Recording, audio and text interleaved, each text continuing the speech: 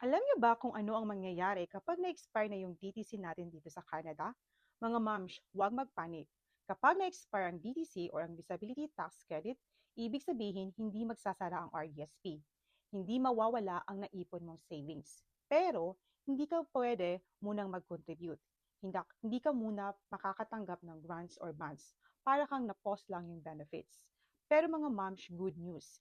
Kapag na-approve na ulit ang DTC mo, meaning active na ulit yung RDSP, pwede na ulit maghulog, eligible ulit sa grants and bonds, kaya sobrang importante na kailangan mong mag-renew on time. Bakit ba importante ito? Kasi RDSP gives Canada a disability savings grant na may matching up to 300%, Canada Disability Savings Band kahit walang contribution. At pangatlo, tax shelter growth. Imagine mga moms ma-miss ang thousands of dollars dahil lang expired yung BTC. Sayang, di ba?